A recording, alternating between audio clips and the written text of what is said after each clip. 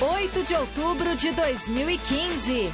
Seleção brasileira estreia hoje nas eliminatórias fora de casa contra o Chile. Dunga quer equilíbrio para vencer em Santiago. Vampeta e Leão comentam mudança de papel do Brasil no futebol sul-americano. Chilenos que vivem em São Paulo falam sobre a expectativa para o duelo desta noite. Acabou o rodízio. Doriva pensa diferente de Osório. Defende a escalação de um time base e não pretende fazer improvisações. Dudu fala sobre a perseguição da arbitragem, as cobranças do técnico Marcelo Oliveira depois da goleada sobre a Chapecoense e ainda a seleção brasileira. Cássio completa 200 jogos com a camisa do Corinthians na partida contra o Goiás e garante sem titubear que é ele o melhor goleiro do Brasil. Tudo sobre a preparação física e a recuperação dos jogadores do Santos. E ainda, Blatter e Platini são suspensos pelo Comitê de Ética da FIFA. Procuradoria da Espanha pede prisão de Messi. E Vila Nova leva a melhor sobre a Portuguesa na primeira partida, valendo vaga na Série B. O Gazeta Esportiva começa agora.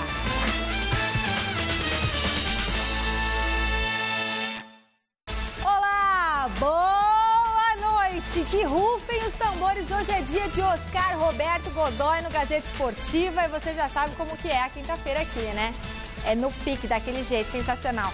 Seguinte, seleção brasileira começa hoje a longa caminhada para a conquista de uma vaga na Copa do Mundo da Rússia em 2018, tentando ainda superar o vexame da Copa do Mundo no Brasil quando foi eliminada na derrota para a Alemanha por 7-1. A seleção de Dunga começa a escrever uma nova história. O primeiro confronto acontece nesta quinta, hoje, às 8h30 da noite, contra o Chile, no Estádio Nacional de Santiago. O repórter Felipe Boril fez uma reportagem especial com 2 jogadores que fizeram história com a camisa do Brasil. Emerson Leão, campeão na Copa do Mundo de 70, e Vampeta, campeão mundial em 2002. Eles falaram das dificuldades que o Brasil deve encontrar em mais uma eliminatória. A seleção brasileira estreia nas eliminatórias para a Copa do Mundo da Rússia em 2018 contra o Chile, em Santiago, nesta quinta-feira. O técnico Dunga teve algumas surpresas com relação à convocação. O lateral Rafinha pediu dispensa e Daniel Alves foi chamado. Mais tarde, Firmino sentiu uma contusão e deu lugar a Ricardo Oliveira, atual artilheiro do Campeonato Brasileiro com 17 gols. E o último a sentir um problema foi o meio-campo Felipe Coutinho. A experiência de Kaká veio para acrescentar ao grupo. Você pega hoje, quem jogou eliminatórias para alguma Copa do Mundo, ali nesse plantel que ele convocou só tem 2, Kaká e Daniel Alves. Os demais nunca passaram por essa situação. A diferença de você jogar um campeonato inglês, alemão, uma Liga dos Campeões, você vai jogar nas eliminatórias, o Brasil vai chegar a jogar contra o Chile. Não está jogando contra o time, está jogando contra um país que tem o sonho de uma Copa do Mundo. Você já chega no aeroporto sendo criticado, os caras vão fazer de tudo, usa de tudo, para poder chegar a uma Copa do Mundo. Não é só o Brasil que quer jogar a Copa do Mundo. Diferentemente do que estávamos acostumados, esse torneio pode ser o mais difícil que a seleção já enfrentou. Basta ver a qualidade dos adversários. Eu acho que nós, brasileiros, não podemos ver eliminatória como um bicho-papão. Sempre foi fácil, sempre nos classificamos, sempre fomos melhores. O que nós temos que ficar preocupados é que nós já deixamos de ser os melhores. E aí nós temos que voltar a ser os melhores através de resultado. Eu acho que isso não vai acontecer a curto prazo, não. Antigamente, por exemplo, eu fiz parte da seleção durante 5 anos, ia jogar com a Venezuela, se ganhasse de 2 era criticado, né? 3 hoje, quando se ganha de 2, de 1-0 tem que dar graças a Deus, né? Se você pegar Real Madrid, Barcelona, Chelsea, Paris Saint-Germain, Bayern de Munique, são os 5 maiores. Todos têm jogadores brasileiros. Só que agora os jogadores venezuelanos, chilenos, equatorianos, colombianos jogam também na Europa e em outros clubes menores, mas se enfrentam, né? Antes temida, agora a seleção brasileira é encarada de frente pelos rivais. Algo a se preocupar. Eu acho que o Brasil, só para a Copa do Mundo, se não me engano, de 2010, classificou com folga. Durante a sua história de seleção de eliminatória, o Brasil sempre teve dificuldade. Por exemplo, eu joguei em 2002, para a Copa de 2002, a gente jogou de 9 jogos jogados fora de casa, ganhamos só 2, ganhamos na Venezuela e da seleção peruana. Enfrentar o Chile, atual campeão da América, logo de cara, fora de casa, pode dar uma experiência aos jogadores brasileiros que eles não têm. O Chile, para você, cresceu muito nos últimos anos, o futebol chileno? Cresceu um pouco e o Brasil diminuiu demais. O sul-americano perdeu força, inclusive a própria Argentina, os uruguaios, os paraguaios, e o Chile cresceu sim, merecidamente. Brasil e Chile, 8h30 da noite. Um grande teste para os comandados de Dunga, sem a experiência de Neymar, que ainda cumpre suspensão e fica de fora. Se o Neymar não está, então usa o conjunto. O conjunto é muito bom. Se pegar os atletas individualmente, espalhados aí que jogam no mundo, só do Chelsea tem uns 5 brasileiros que jogam no Chelsea. Paris Saint-Germain é completo de brasileiro. Barcelona, então, nem se fala. Real Madrid também, né? Bayern de Munique. Então usa a força, usa o conjunto.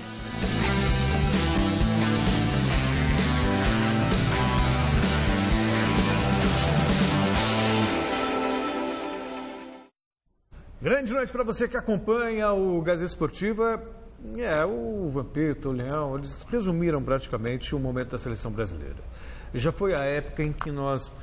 É curioso, porque demorou muito para o futebol brasileiro ganhar realmente a confiança do torcedor. No começo da história do futebol, nós éramos vistos como fracos por conta da miscigenação, uma raça inferior, blá, blá, blá, até que surgiram Pelé e companhia, ganharam uma Copa do Mundo e aí mudou, né, o conceito do futebol brasileiro a partir do ponto de vista do torcedor, sabe, como nação.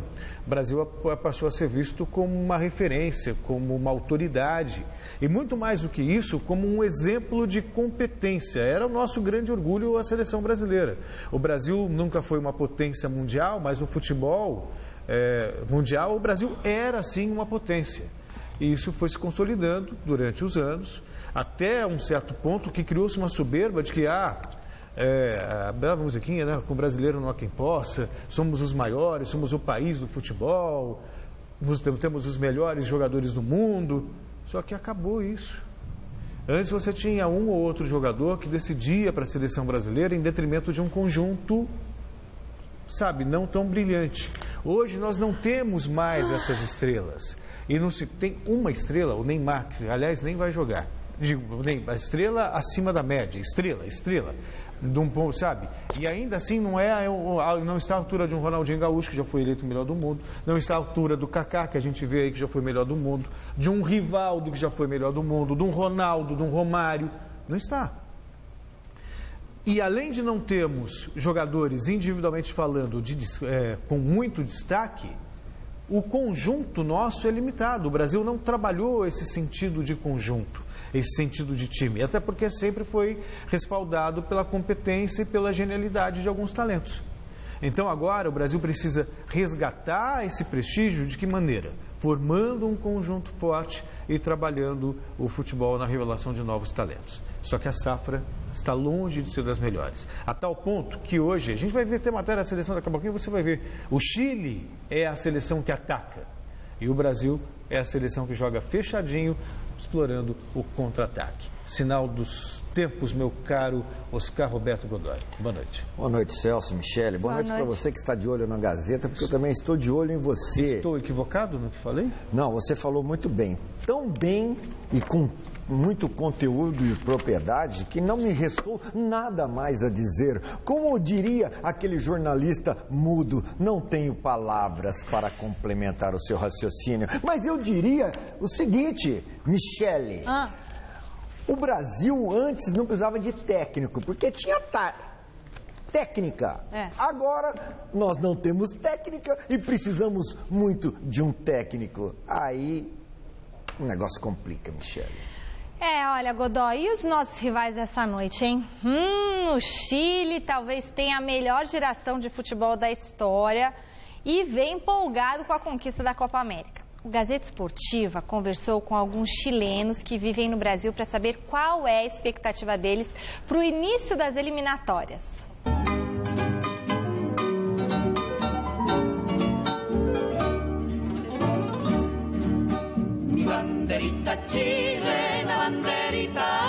Em encontro de chilenos em um restaurante de comida típica do país. O assunto é a nova fase da seleção nacional depois do título da Copa América, conquistado em julho. Ângela Martínez, nutricionista, mudou-se para São Paulo há um mês para estudar.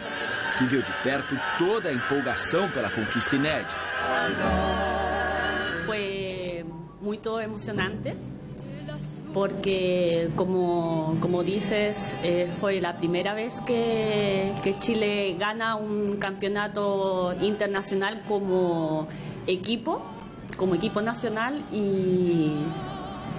y bueno, todo Chile estaba paralizado, además que era contra Argentina, nuestros archirrivales, y había que ganarle a Argentina. Era mucho más gostoso, como dicen voces, era mucho más gostoso ganarle a Argentina que cualquier otro equipo.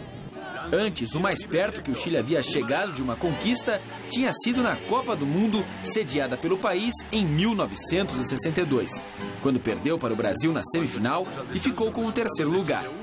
O empresário Pedro Stelmi era um garotinho, mas se lembra do clima vivido na época. Lembranças não são muito nítidas a respeito do acontecimento. Mesmo assim, se tem uma euforia muito grande, porque o Brasil era respeitado, o Brasil era aplaudido, o Brasil era Brasil, né? Então, jogar com o Brasil já era um privilégio. Nós fomos terceiro. Para nós foi uma honra muito grande chegar ao terceiro lugar. Há 4 décadas ele trocou a pátria natal pelo Brasil, mas no futebol nunca deixou de torcer pela camisa vermelha do Chile. Só não tinha mais esperança de acompanhar uma vitória do tamanho da que viu em julho. E eu vi de perto. Ah, você estava lá? E na sexta-feira eu peguei um avião e cheguei. E no sábado estava no estádio. Uma festa, eu esteve na Praça Itália, tem fotografias aí. Nossa, foi lindo, foi lindo. Uma conquista que uniu os conterrâneos espalhados pelo planeta. Filha de chilenos, nascida no Brasil, Soledad Cifuentes destaca a importância do título ter acontecido no Estádio Nacional, marcado na época da ditadura de Pinochet como local de cárcere e tortura de prisioneiros políticos. O futebol conseguiu deixar aquele lugar que tinha uma coisa meio densa, meio escura, se transformou. Acho que nunca mais, estou exagerando, mas as pessoas agora vão lembrar primeiro, o Chile ganhou lá e depois todos os acontecimentos políticos que tiveram no estádio. Talvez seja uma sensação parecida que o palmeirense teve quando saiu da fila, uma sensação parecida que os corintianos tiveram em 77. É isso, é você realmente sair você mudar de fase. A estreia desta nova fase será nesta quinta-feira contra o Brasil, na primeira rodada das eliminatórias para a Copa do Mundo. O Chile é um dos maiores fregueses da seleção canarinho na história. E a vitória mais recente aconteceu há distantes 15 anos. Mesmo com tudo isso contra, a mudança de status faz acreditar que desta vez é possível vencer. Eu nunca fui de acreditar que o Chile tinha chance de ganhar do Brasil. Eu sempre fui pelo empate ou pelo 1-0 pro Brasil. Mas dessa vez eu acho que a chance é grande por questão meio que psicológica, esportiva. Brasil já não é o mesmo Brasil de antes. Não. Já Chile não le tiene medo ao Brasil. Existe muita pressão da mídia, muita pressão da torcida por realmente, para finalmente ter um resultado convincente contra uma seleção de primeiro nível, porque a vitória da Copa América, o título da Copa América se deu um empate sobre a Argentina. Não ganharam da Argentina, então ainda tem aquele precisamos ganhar de uma seleção de grande nível para realmente sacramentar que o Chile hoje é uma potência do futebol.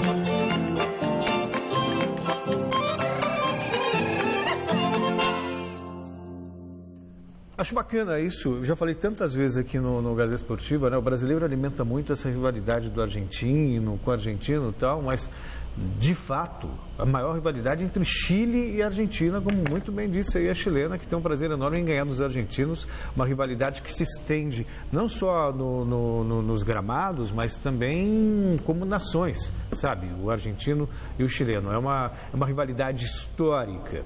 Sobre o momento chileno, o Chile já teve vários bons jogadores, mas nunca se firmou realmente como uma seleção de ponta.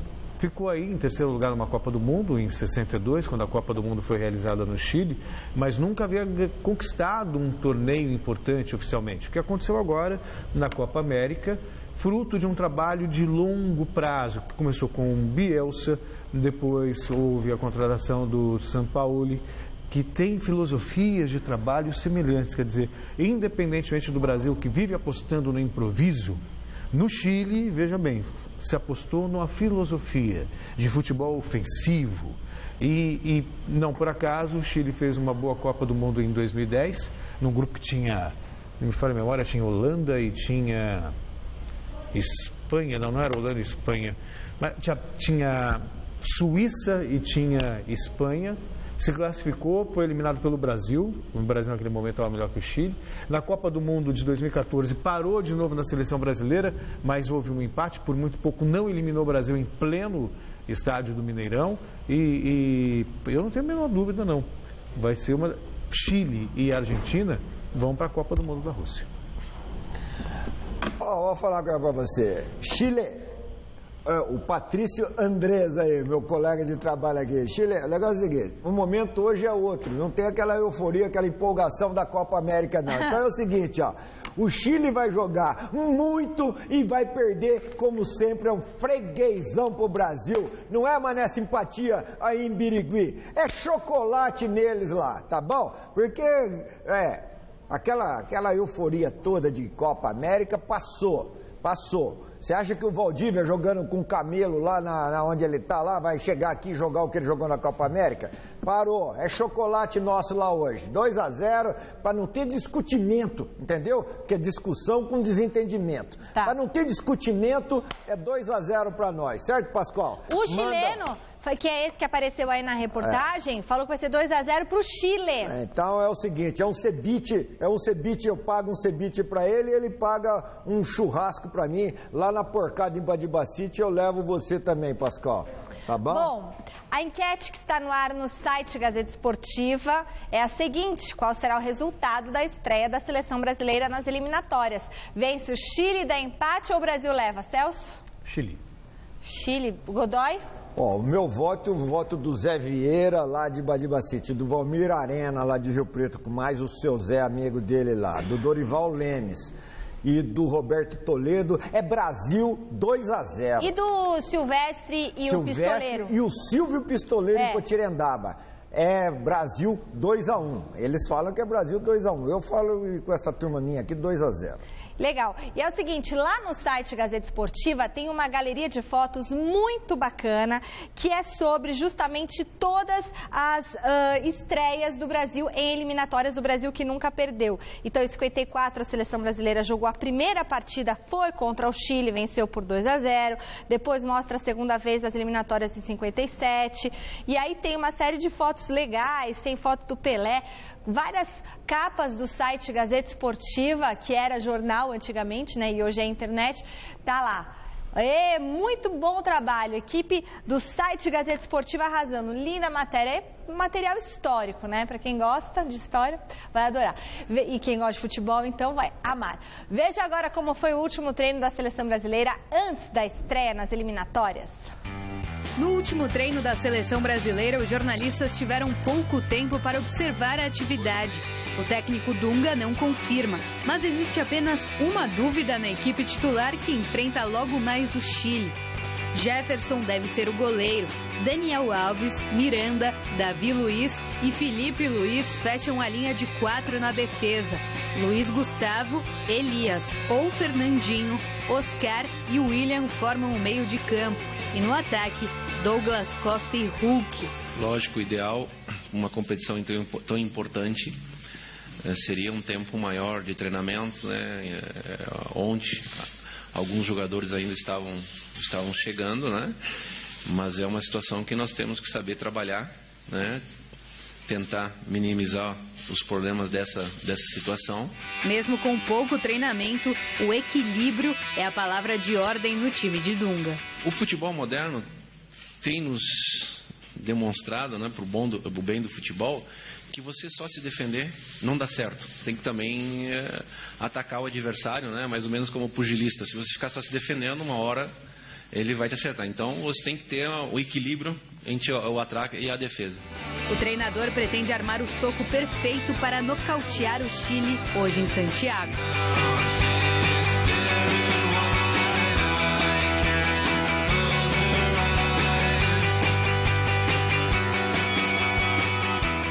Uma das vantagens do time canarinho no embate de logo mais é a ausência do meia Arangues, contundido.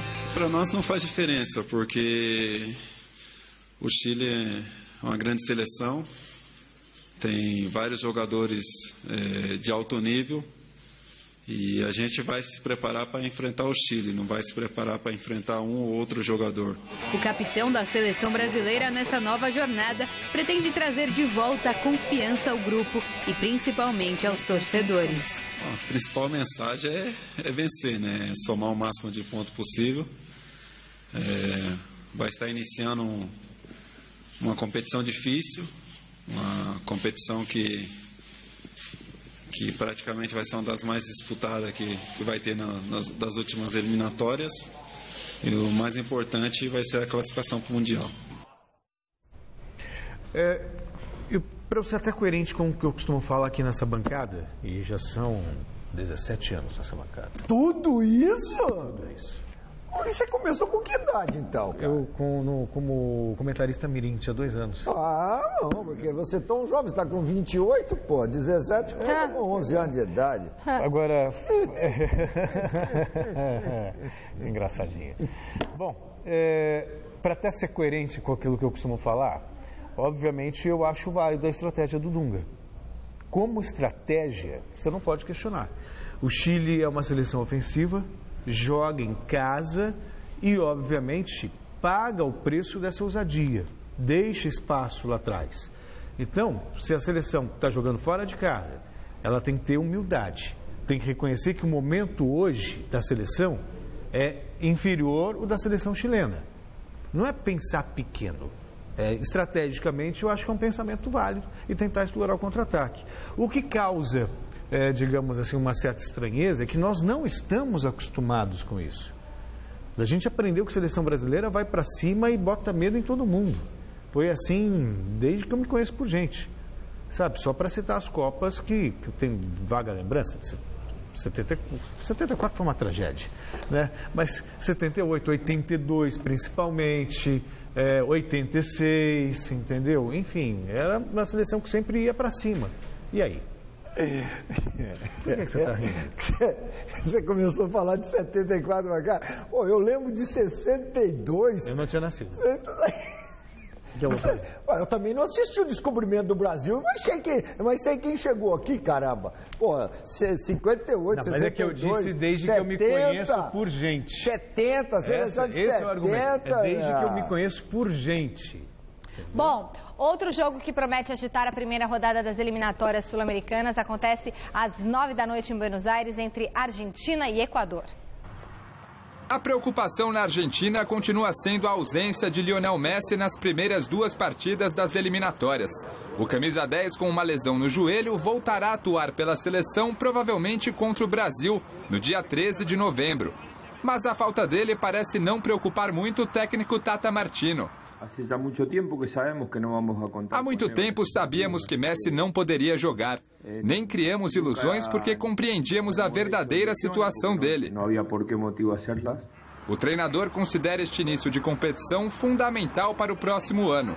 Em 2016, as eliminatórias irão dividir espaço com a edição especial da Copa América.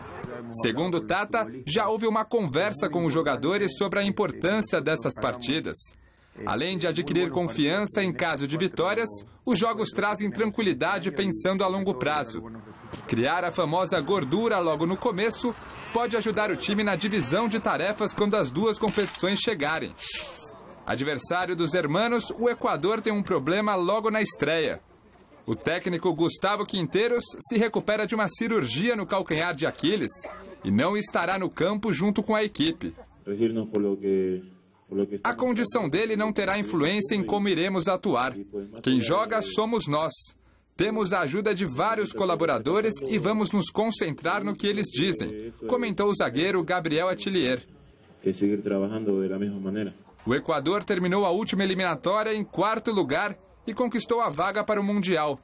Agora as coisas ficaram mais difíceis, já que o Brasil se integrou às outras seleções nessa disputa.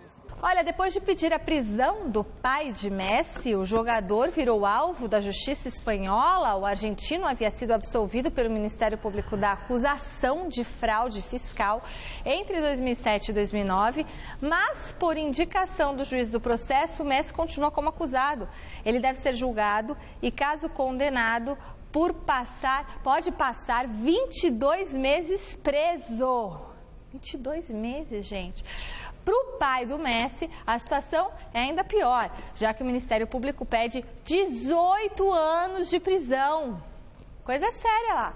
Agora à tarde, a empresa que cuida da imagem do jogador emitiu uma nota oficial lembrando que o Ministério Público absolveu o jogador e que a atitude da Advocacia do Estado contradiz os critérios e a solicitação do MP.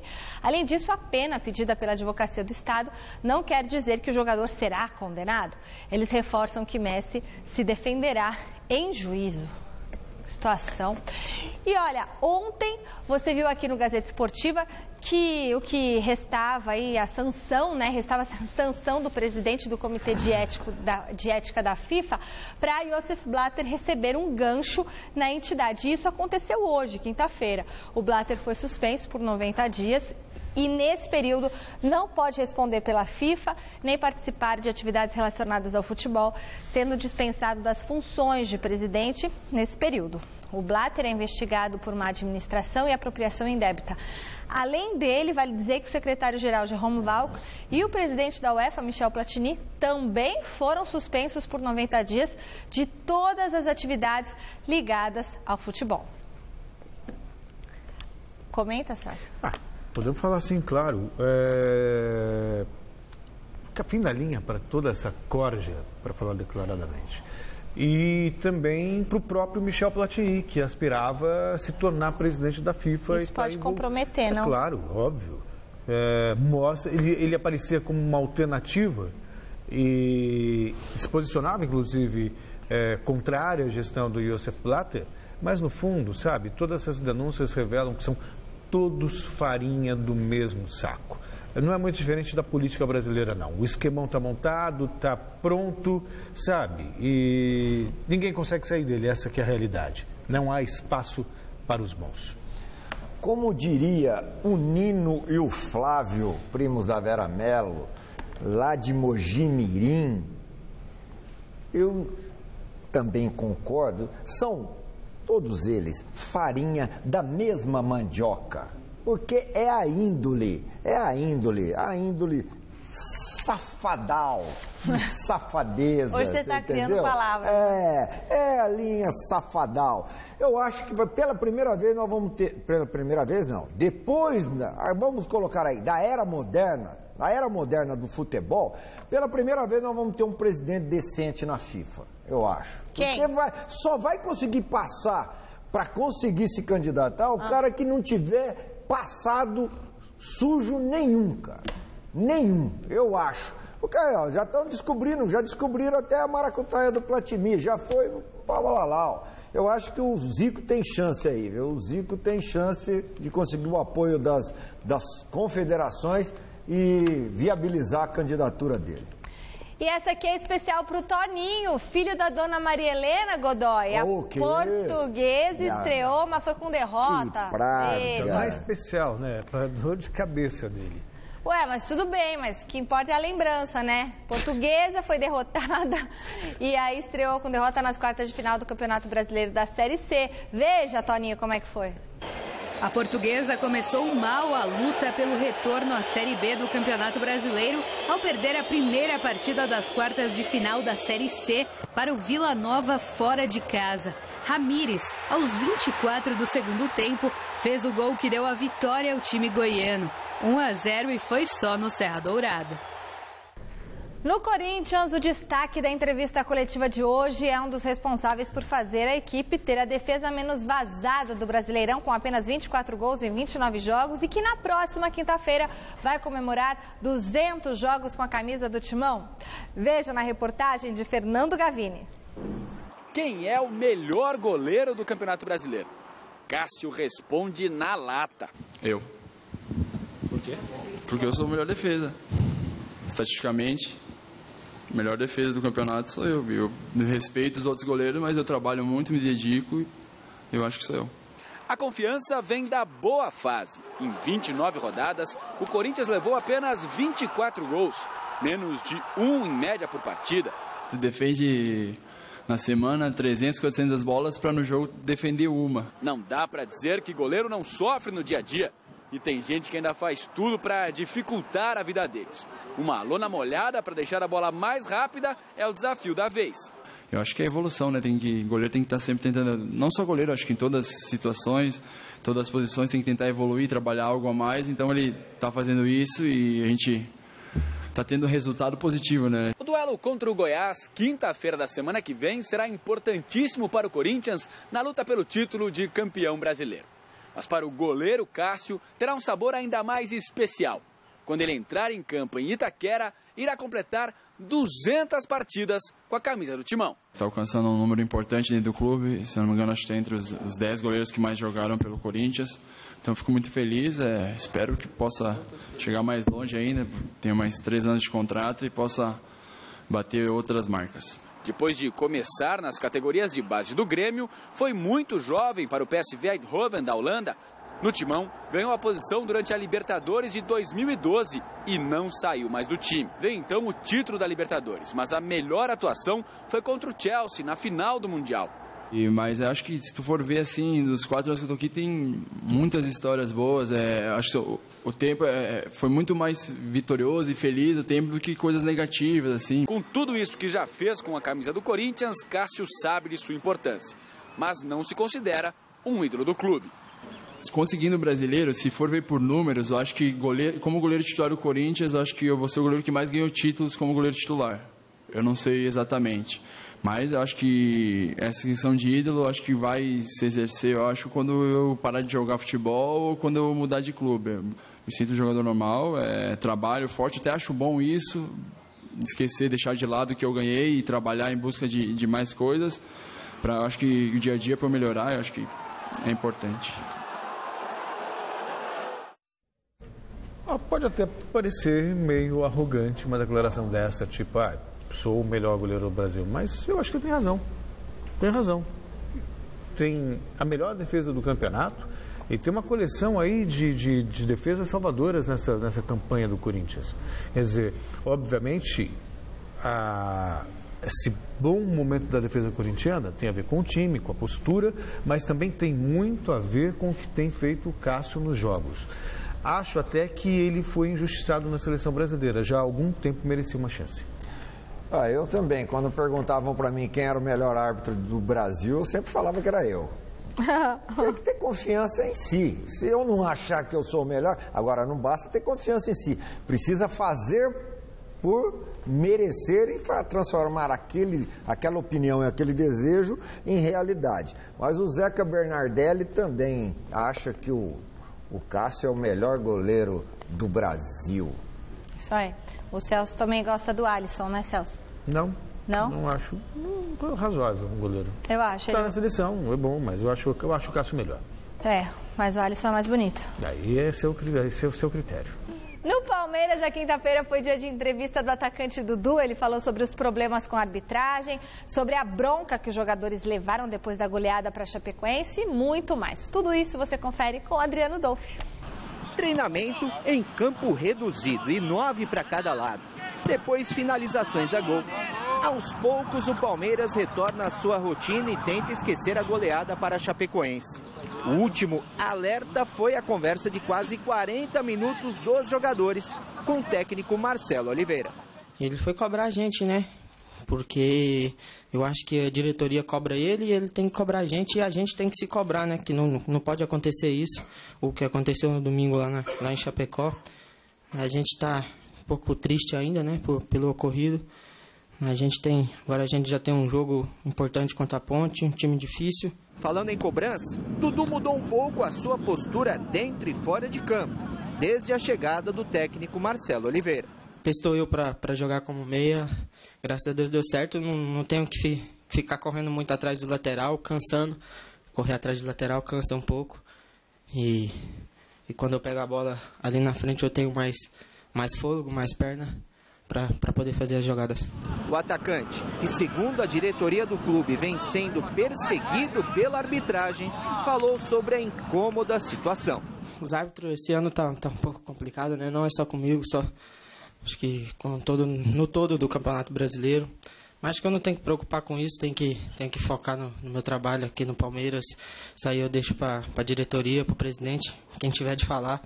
O meu papel dentro de campo é só entrar e ajudar bem o Palmeiras. Já são 7 gols no Campeonato Brasileiro e 11 em toda a temporada. Dudu vive um dos melhores momentos de sua carreira, mas é um atleta que não tem o mesmo clamor para ser convocado à seleção brasileira. E ele parece que não está chateado com isso. Eu tenho que preocupar em defender meu time, ele defende o dele. Se eu estiver defendendo meu time bem e estiver contribuindo bem com o Palmeiras, eu não tenho que ficar preocupado com os outros. Se for pegar os meus números é bons. E espero contribuir mais ainda para melhorar eles.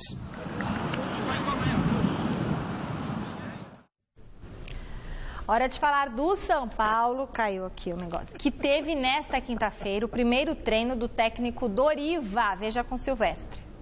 Antes de comandar o primeiro treino dele no São Paulo, Doriva teve insônia. Você fica, como eu disse, fica passando um filme na sua cabeça dos momentos que eu vivi aqui. Pilhado, Doriva é intenso no trabalho. Treinamento em ritmo de jogo. Presente no gramado, Aidar aparenta estar mais preocupado com outras questões. Extracampo que o dirigente não quis comentar na apresentação oficial do recém-contratado. Eu sei que o dia é de futebol. Eu quero adiantar aos senhores que eu não vou falar de política, de problemas internos do São Paulo hoje. Oportunamente, se preciso e se necessário, eu farei isso, mas hoje não. Carlos Miguel tratou de elogiar Doriva, dando o troco em Osório, ao não citar o nome do colombiano. O motivo da vinda dele é porque ele era o treinador da nossa opção desde o instante que o ex-treinador começou a mostrar o desejo de sair para dirigir uma seleção nacional. A filosofia de Juan Carlos, a serviço do São Paulo, pelo jeito, ficou no passado. Doriva não curte rodízios frequentes. Eu não tenho esse hábito de ficar mudando, porque eu penso o seguinte, com a repetição das formações vem um entrosamento, né? Mas, logicamente, você tem que colocar em campo o atleta que está 100%.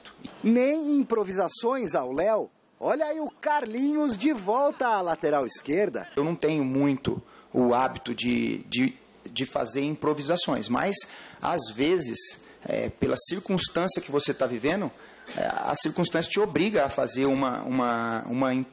improvisar, né?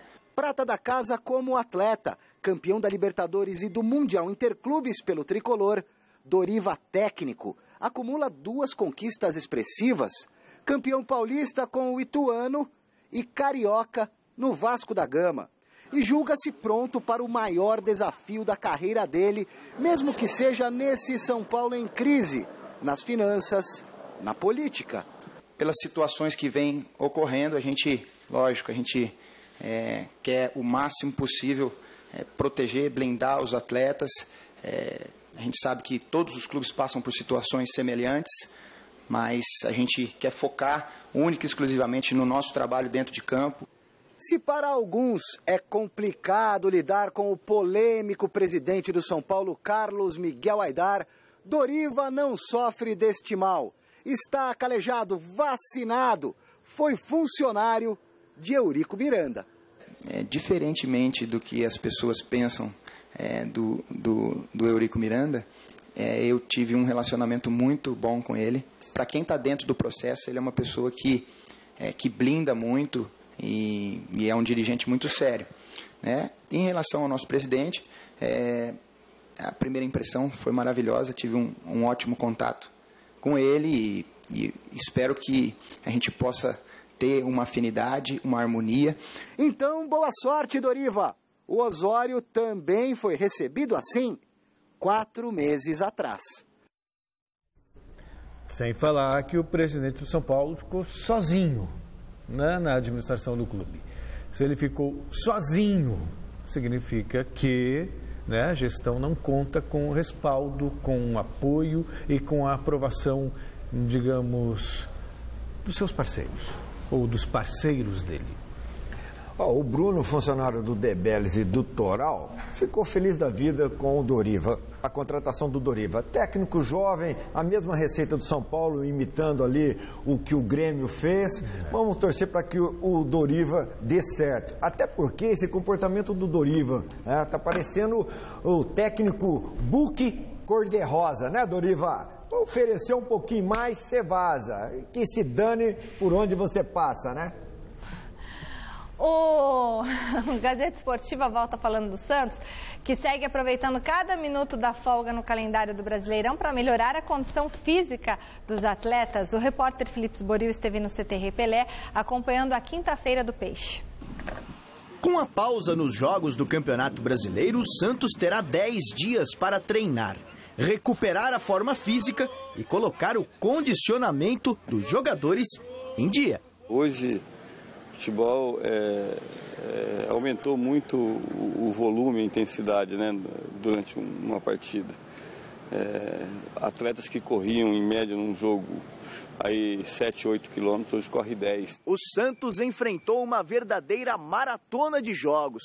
Nos últimos 57 dias, foram 17 partidas realizadas. Praticamente um jogo a cada 3,3 dias. Esforço redobrado dentro de campo, que acaba prejudicando os jogadores. Os estudos hoje em dia mostram que tanto o desempenho do atleta pode diminuir, mas principalmente que o risco de lesão pode aumentar muito. Então, quando a gente começa a ter jogos na sequência, 2 jogos por semana, a recuperação do atleta acaba sendo muitas vezes menor do que essas 72 horas que a gente acredita ser o mínimo ideal para que ele possa se recuperar para uma nova partida. É aí que o risco de lesão aumenta. Aqui o trabalho com os jogadores é levado a sério.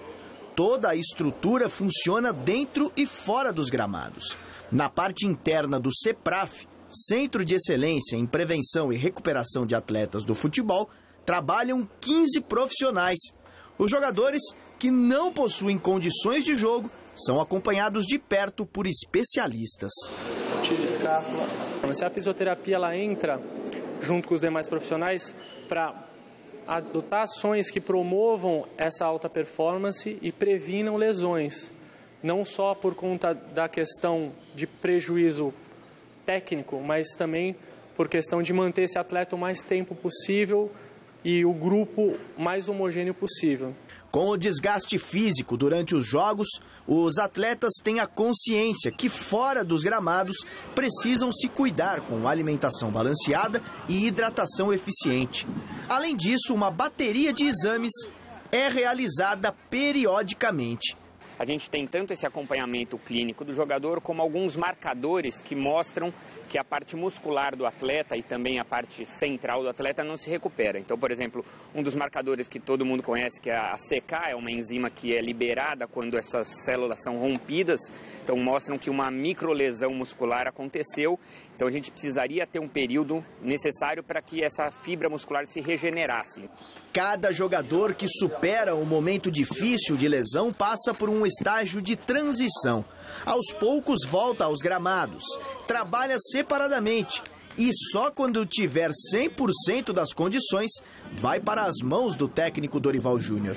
Quem acompanha de perto essa recuperação sente-se realizado com a cura do companheiro.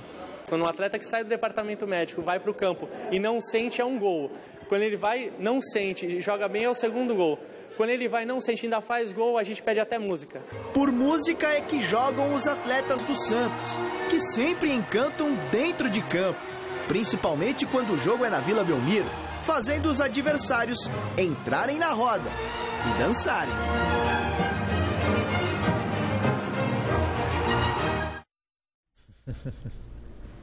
Dança assim, Godoy? Cada um no seu quadrado, mas o Edemar Nunes, Santista Edemar Nunes, lembra bem. A melhor fisioterapeutas do mundo estão no Brasil. Isso é verdade. A medicina esportiva aqui é muito avançada, né? Até porque por causa da demanda, né? O calendário aqui judia de todo mundo, não tem folga. Então, realmente, a medicina evoluiu muito aqui no Brasil e se tornou referência, né? Espero que o futebol também volte a ser referência. Sobre o Santos, que já foi referência no passado, começou o ano de maneira desastrosa. Estou achando que o Santos vai terminar com o título, sabia? Vai terminar bem, Copa do Brasil. Que vai beliscar a Copa do Brasil. Copa do Brasil para a alegria do palmeirense Sidney Cardoso. Parabéns, Boril, muito legal a reportagem, viu? E o resultado final da enquete de hoje do site Gazeta Esportiva, tem que falar o resultado final? Porque os nossos internautas e telespectadores dizem que hoje vai dar Chile, 46% dos votos. Estou com você. Os amigos do Andrés. Ah, não, estou com você. Do Patrício Andrés aí. O Patrício Andrés que ficou votando 300 vezes ali no Chile. Boa noite, Celso. Boa noite, Godoy. A gente se encontra amanhã às 6 da tarde. Fique agora com o Jornal da Gazeta. Fiquem com Deus. No jornal, já. Fiquem com Deus, ainda é possível. Amém.